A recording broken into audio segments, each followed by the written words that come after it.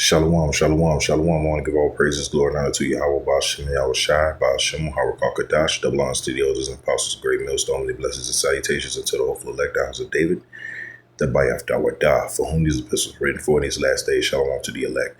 It's going to be a quick lesson or quicker lesson. I pray that this is edifying. It's just going into the digital currency. As you can see, I'm on whitehouse.gov. The switch over from the dollar that we all know today is to digital currency is happening in the background, and pretty soon, as you can see on the screen here, everything's going to be signed off by the president, and pretty much we're going to go into the age of digital currency, and that's where Esau wants to take it, because in order for him to change his system completely, he's going to have to get rid of the old system and its ways and the ways of his thinking, right? So from the whitehouse.gov, it says the American story is one of innovation, blah, blah, blah, a lot of filler. But basically what they're saying is that they're looking to change what's happening. So we're going to read a little bit of it. It says from the railroads to that linked sea to shining sea to the internet that connected the whole entire world, the American entrepreneurs have led the build out of next generation technologies in every generation since our founding.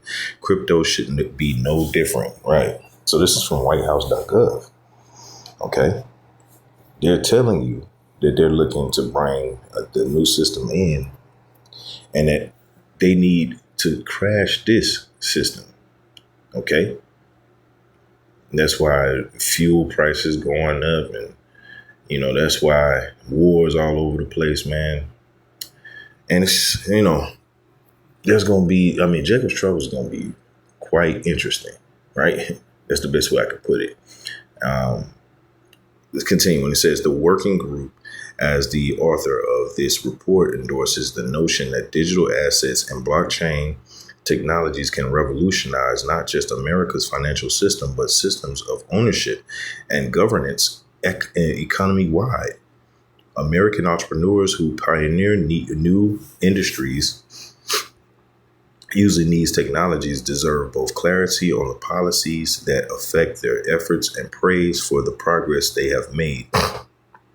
The working group further believes that the movement underpinning crypto's development, largely grassroots and dedicated to building a more open and efficient financial system for all. For all, right? And that's what Esau look. I always bring this out because he wants everyone under the same system. Okay. First Maccabees 1:41. Moreover, King Antiochus wrote to his whole kingdom that all should be one people. That's what he wants. Okay. And he's making no bones about it. He wants everyone to be under the same system. And he's not going to stop until that happens. And even then, he's still going to continue. That's why the Lord has to intervene. This is Habakkuk 2:4. It says, behold, his soul which is lifted up is not upright in him, but the just shall live by his faith. Yea, also because he transgresseth by wine. This is a part of his wine, by the way. Okay, his philosophy, that's what wine is likened unto. The way he governs, the way his outlook is on everything. He governs and he uses his wine to get everyone else to drink of his understanding. Okay. And his understanding is I have to have everyone come up under my umbrella through force, through the sword. And this is a part of his sword. Okay. It says, yea, also because he transgresseth by wine, he is a proud man. So him looking at this situation, he doesn't think that he's being proud. He just thinks that, well, listen, this is the way the world works. And in order for the world to work, it's got to work under my system. And this is my system. This is the way he's going to rule the world, through the sword. Okay. The baby sword in this case, who enlargeth his desire is hell and is as death and cannot be satisfied, but partaketh, but gathereth unto him all nations and heapeth unto him all people. That's what he's doing. The devil has always maintained that he wanted to have the entire world under his rulership. without Yahweh or Yahweh Shai having any input. But he knows that he's going to have to battle for this earth. So he's seeking to lock this place down. This is Isaiah 10:1. Woe unto them that decree unrighteous decrees, and that write grievousness which they have prescribed. That's right. So he's writing the prescription for the fucking mess he created on purpose. He created this fucking mess, and now he's writing the prescription for it. Ladies and gentlemen, the devil. All right. I mean, it's all summed up. Let's read it again. Isaiah 10:1. Woe unto thee that decree unrighteous decrees, and that write grievousness which they have prescribed, to turn aside the needy from judgment, and to take away the right from the poor of my people, that widows may be their prey, and that they may rob the fatherless, man. This scripture right here breaks down pretty much, the time of welfare, man. Basically forcing men out of the home because they provide structure and stability, placing them into prisons, okay, so that they can submit to the state, while also going back to that same home which the man was taken from, and now providing the structure and stability himself, so that he could raise your children. So that one day when he brings out that new system, they're going to submit wholeheartedly and with a smile on their face. Okay? He's been the devil since the beginning. He ain't never stopped. And he ain't going to stop until he be stopped. Okay?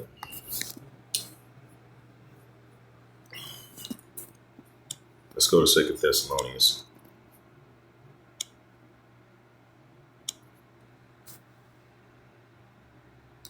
Second Thessalonians 2:3. Let no man deceive you by any means, for that day shall not come except there come a falling away first, and that man of sin be revealed, the son of perdition. So he's identified. Well, he's been identified through the Spirit, but now the rest of the earth is starting to wake up. Okay, verse 4, it says, who opposeth and exalteth himself above all that is called the Most High. This is a part of him exalting himself over the Most High, saying that he is the new God and that you should follow and serve him. We didn't read from just some rinky-dink article. This was whitehouse.gov. They're out in the open. The devil is telling you. Are you listening? It says, so that he as God sitteth in the temple as God, showing the temple of God, showing himself that he is God. Remember ye not that when I was yet with you, I told you these things. That's right. And that's going back to the Roman Empire. Now he's back as the new Roman Empire. Okay? And he's trying to chip everybody on the planet Earth. Okay? That's what he's seeking to do. This is Revelation 13:15. And he had power to give life unto the image of the beast, that the image of the beast should both speak and cause that as many would not worship the image of the beast should be killed, which that word there, killed, means separated. Okay?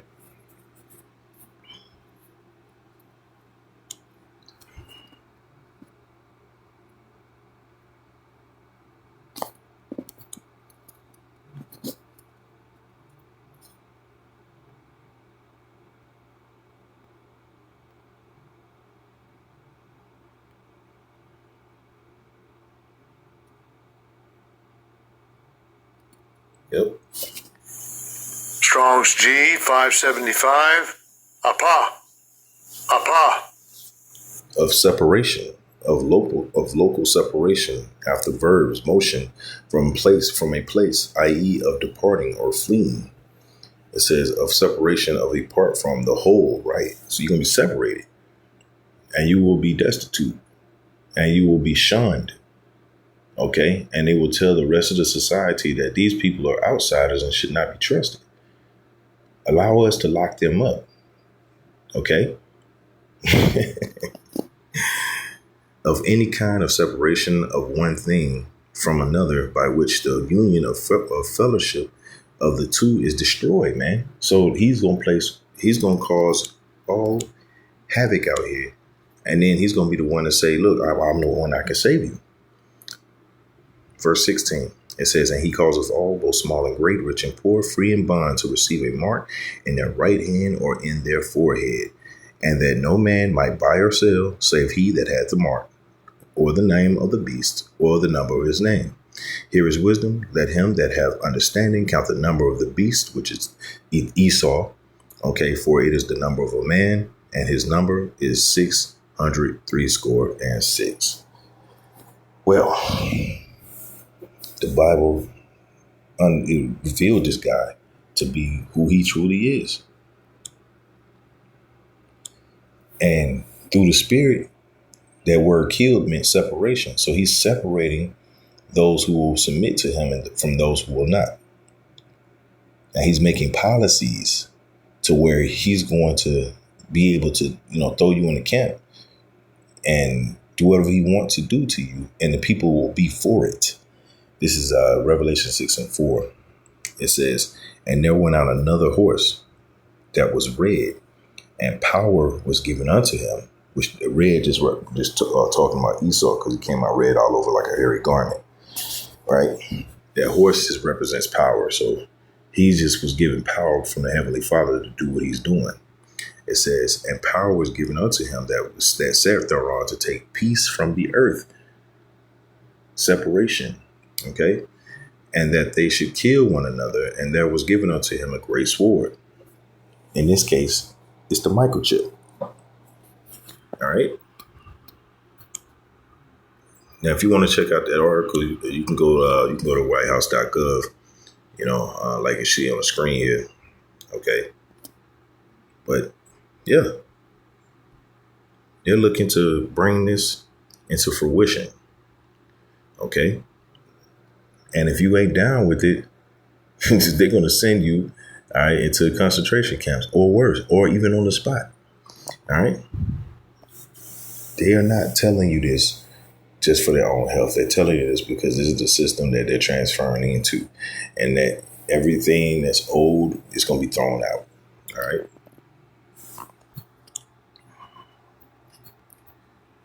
I want to play this video real quick. Fair use, YouTube. Fair use. Fair use. All right. This is from Redacted News. Okay. They come with fire. So we're going to watch a little bit of this video, and through the spirit and power of Yahweh Shema Shai, I pray that this is edifying. Redacted, we covered Sweden's bizarre microchip implanting story and their plan, which would have everyday citizens opting to have microchips implanted right into their bodies, right into their hands, the RFID or near field communications chips, or NFC, basically the size of a grain of rice. And thousands of Swedes took the plunge. And since this story first published, many more thousands have taken the plunge. The idea is that the chips would speed up your user's daily life, make their lives more convenient, access their homes, office, gyms, just swipe it right on your door or keypad and you're right in there. Here is one of the individuals lining up to get one of the chip implants, and just being able to get it poked right in the hands. Now, when the program started, the demand was off the charts. There were waiting lists. Companies could insert these things. They couldn't insert these things fast enough. And then shortly after it won high praise from the World Economic Forum. Well, yeah. I mean, if you want to track people and they let you. Exactly. That's on them. So the World Economic Forum is like, hey, this is great. And if you read the article, the World Economic Forum piece on this, they even point out that's no big deal. It's just like a simple, like a slight sting in when you get it. No big deal. Imagine telling our youngest, who hates shots, that you're just going to get this chip forever. It's only going to hurt for a little bit. And then we'll be able to track everything that you do. Yeah. Yeah. Flash forward to 2026, and now these and where are things at with this program? We wanted to check in on this program, see how it's being floated for digital IDs, digital currency, how it's competing with the incredibly popular bank ID system in Sweden. It's very, very popular. It's almost at 100% usage. The bank ID system in Sweden, 100%, up to 8.7 million users now across the country. It's basically their dominant digital ID system. So is there a marriage between like implanting yourself with these chips and using the country's digital ID system? Forget cash, forget everything. It's all digital now, and all they want to do is track you. Well, today we're thrilled to have Maria Z joining us today to talk all about this from Z Media, and who's been watching, of course. She has very keen insights into watching how all of this tracking across these countries around Europe, through Australia, the United States, are unfolding, and watching this legislation that's been moving. Great to see you, Maria. Welcome back to the show. Great. You both again. Thank you so much for inviting me. These particular chips, I will say from the outset, I'm not that worried about the microchips, and I'll explain why. The uptake, yes, there were a few thousand people that rushed to do it in the beginning, but I think that pretty much after 2018, that slowed down a lot. There was the initial rush of, a few thousand that said, yeah, this is great, and we're probably paid to do it. But it's not something that's widely popular at this stage. What I'm more concerned about, truthfully, is an admission from MIT that happened in November of 2025. So a publication from MIT News actually reads, quote, "New therapeutic brain implants could defy the need for surgery." Now, I'll read you a couple of quotes from this article. It is extremely alarming. MIT researchers developed microscopic wireless bioelectronics that could travel through the body's circulatory system and autonomously self-implant in a target region of the brain where they could provide quote-unquote focused treatment, because it's about treating Alzheimer's and things of this nature, right? Not covert operations, everyone. In a study on mice, the researchers show that after injection, these minuscule implants can identify and travel to a specific brain region without the need for human guidance. Once there, they can be wirelessly powered to provide electrical stimulation to the precise area. So a couple of things here. We're talking about self-assembling nanotechnology that can form brain implants that is, one, done through injection, so vaccines, and two, does not need any human intervention once it's been administered through the quote-unquote vaccine. Now, we know, Clayton, that this is happening through geoengineering. Smart dust has been happening for a very, very long time. And we know that they can administer various types of nanotechnology that can be self-replicating, self-programming through vaccines and other medicines, and also potentially through our food. I'm actually far more concerned about the covert applications of this type of technology than I am about people going and implanting themselves. I dare say there could be quite a few people walking around with chips already inside of them without knowing it's actually there. Wait, what is smart dust that you mentioned? Smart dust, they've been geoengineering for a very, very long time, as you both know. Smart dust is essentially programmable dust. This is something that is not detected through the human eye.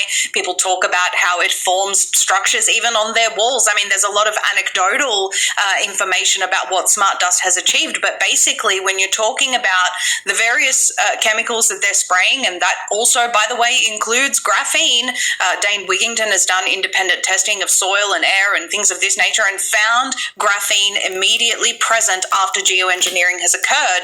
When you look at what they refer to when it comes to graphene, they say that it's essentially a miracle component that they have started using in medicine. And you'd recall Albert Bourla talking about how, in the future we're going to have these pills that people can take and they'll tell us whether the person's taken it, what it's doing inside of their bodies. That, of course, is achieved through graphene because it is highly conductive. It is able to send a message back to them. And it's no secret. This isn't a conspiracy theory. Albert Bourla himself has spoken about their ability to do this. There's been a lot of talk back and forward as to whether they can achieve this through geoengineering or vaccines or things of this nature. Their literature absolutely says that it can, and these studies go back decades. Yeah, here's just an example of some of the graphene oxide being manipulated using different frequencies. So this is exactly what, individuals like Dane Wigington have been talking about, David Icke, the manipulation of graphene oxide that's in our bodies, these nanoparticles that can be manipulated and moved. So I think you're right. I think you're hitting on something, because when you look at just the thousands of people that have willingly put these microchips in their hands, that's a small percentage. But so many people have this in their bodies because of, geoengineering, because of what they're spraying in our skies, and because of these COVID jabs. Yes, let me give you some really shocking information. You may know about this. A lot of people don't, actually. So I spoke to Nick Holscher a little while ago, prominent epidemiologist, after I learned about what MIT had admitted here, and asked him whether it was possible that they already covertly did this through the COVID injections. He said, definitely possible. There is some evidence to suggest that they did. But there is another very, very important puzzle piece here, and it comes to us from Bar Ilan University, that's Barilan University in Israel, and their chief scientist, Ido Bachelet, was actually presenting a TED Talk all the way back in 2013, and he basically said at that time we can implant, he said that we can implant hundreds of billions, or 1,000 billion, I think he said, nanorobots into a vaccine. He proudly held up a vaccine during that TED Talk. I've done a whole expose on this. He then said in his presentation that people can, they can ensure that they don't, quote unquote, lose control of the nanorobots after they've been injected into people. He stated that the controller is connected to the internet, and I quote, like an Xbox. He then said that the controller... Yes, exactly what we've been saying. He's going to upload you into his new system. Actually links these nanobots to the network, that they have an IP address, and that they can be accessed remotely. He bragged about how they can control these nanobots, like with a joystick, to release payloads into humans. This TED Talk happened in 2013. Now, here's the kicker. In 2015, Pfizer announced their partnership with Ido Bachelet of Bar-Ilan University, who already had this tech. So my point is that while I, of course, am concerned about people willingly implanting themselves, and I do believe free will plays a part in the control of the technocrat. There's one simple pepper trick that anyone can do at home to relieve nerve pain. I've never admitted this publicly. I am very concerned about what covert operations and covert applications have on, I'm concerned about those impacts on the population, and you only need to look at something like Bill Gates' patent 060606. Yes, that's real. Everyone, please. You should know him by his number. Go and look up patent 060606, and you will see that the plan is to actually be able to mine cryptocurrency with your body's data. Well, how would they do that? They need some sort of sensors, conductors inside of us feeding information back to the data centers through quantum technology. And by the way, Bill Gates is also developing the quantum dot microneedle patch. We can talk about that. Which is real-time data being sent to the powers that be of everything that's going on inside of your body at any given time, and also, of course, your ability to bank, aka mine cryptocurrency, with your body's data, which will tell the powers that be if you are being compliant or not. I mean, this is a transhumanist agenda. How far do you think that they will take it? I mean, we see evidence of this every single day, of the desire to continuously break down the human elements of our lived experience, but only for us, not for the elites. And, can you play out how far they want to take it? Yeah, it's always for safety. Yes, you only need to look to the government of Canada to see how far they want to take it. They published something, Policy Horizons. But they actually published something, Policy Horizons, published something called Biodigital Convergence. It's an official publication from the government of Canada, and they give you some fictional scenarios in there, but it's absolutely where they want to take it. And they say that we're going to live in a future where you wake up in the morning and the AI that is connected to you through sensors inside your body, which of course are enabled through self-assembling nanotechnology, which can happen covertly.